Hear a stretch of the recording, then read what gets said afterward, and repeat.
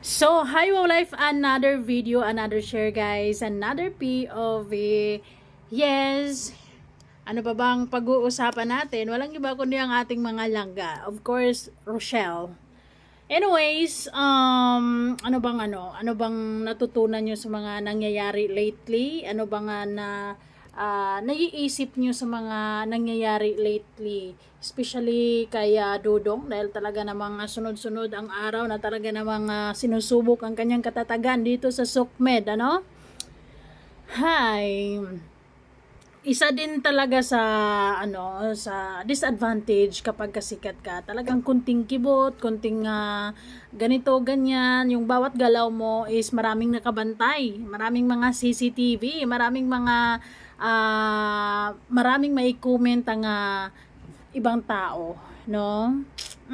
But anyways, today naman I'm sure na medyo magaan naman sa pakiramdam, ano? Kasi of course kanina alam natin na naging maayos naman sila or maayos naman sila. And Silangga of course tuloy ang kanyang mga gagawin because today is her first day and si Dodong naman tuloy ang kanyang lakad today. So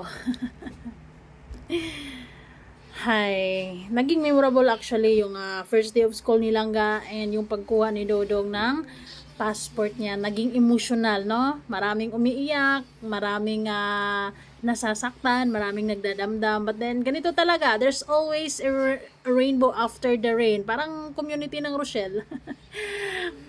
May mga issues and kinabukasan naman pagpag at okay na ulit, back to normal life, smile, love love love, ganon, bati-bati, ganyan, balik sa pagmamarathon and natigil muna sa pagmamarites, kalma muna, no? And then of course sa mga susunod na araw ay bira na naman.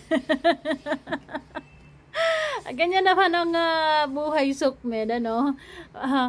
Parang wala talagang katahimikan kasi parang laging may issues, laging may intriga, laging may pagsubok and dito sa mga langga natin, of course hindi perfecto yung relasyon nila, for sure yan, di ba? Nag-aaway, may mga tampuhan, may mga misunderstanding, so on and so forth, but then nakakabilib lang dahil sinusubok, maraming gustong mabuwag na to, gustong maghiwalay na itong dalawa, pero ang tindi ng kapit sa isa't isa because syempre andun yung pagmamahal nila sa isa't isa na talaga namang legit na legit, true, 100% authentic. Ay talaga naman siguro kasama na talaga para mas lalo silang maging matibay, no? Inihanda sila ng panahon siguro, mga bashing, mga intriga, mga kung ano-ano samot-saring mga issues and pagsubok na rin yun kung paano nila harapin ang mga problema nila in the future. And ngayon, alam na natin na talaga namang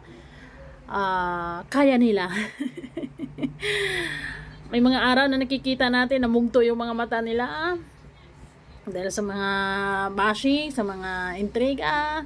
Pero they still manage to smile after, 'di ba? Ganoon naman talaga. Ang importante naman kasi dito is no matter what, kung anong mga intriga ng mga fans, kung anong basher, kung anong issue nila, ang importante naman kasi dito is kung ano ang score ng dalawa.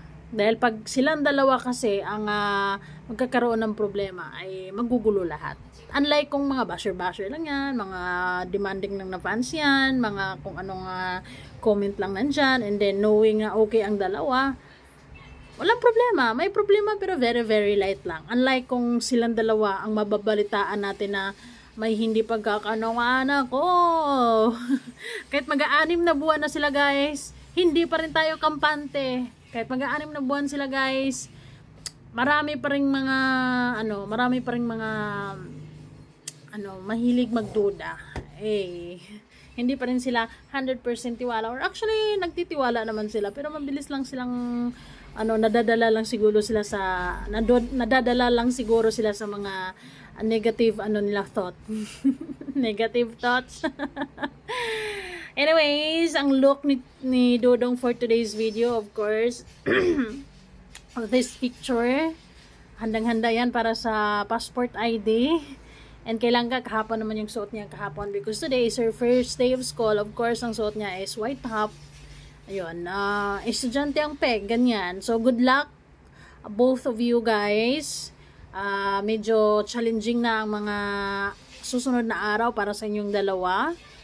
Kasi magkaiba na kayo ng ruta, magkaiba na kayo ng priorities. Kailangan of course, andun naman yung priority nyo, yung isa't isa, yung pagmamahalan nyo, hindi naman talaga yan mawawala. Yun yung I believe na yun yung nagbibigay sa inyo ng inspirasyon at extra lakas para gagawin ang mga bagay-bagay sa araw-araw. Pero let's face the reality na kay Langga is pag-aral and kay Dodong is charity.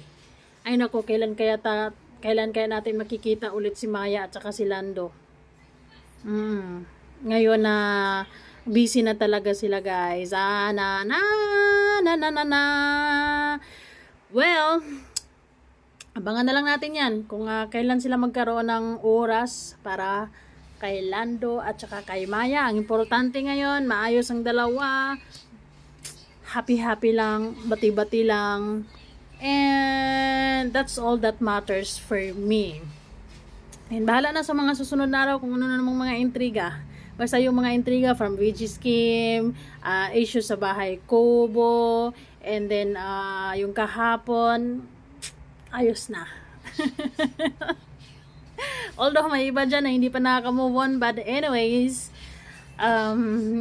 mostly kalmado naman na. So yun yung pinaka-importante. Majority wins, ika nga. So guys, kayo, anong mga natutunan nyo lately sa mga nangyayari? Anong mga realizations nyo actually na while supporting sa dalawang ito, sinusubok din yung ano nyo, no? Nararamdaman nyo din yung roller coaster of emotions. Minsan kilig, minsan tatawa-tawa, chill, ang saya lang, happy-happy lang, lalo na yung mga after the celebration or during the celebration of Barangay Rochelle Fiesta, and bugs, biglang may kakaibang twist kinabukasan or pagkasusunod na araw. Anyways, ganun talaga ang buhay. Habang may buhay, may pagsubok. So, guys, comment down below kung anong mga realizations nyo for as a supporter ng dalawang ito. Bye!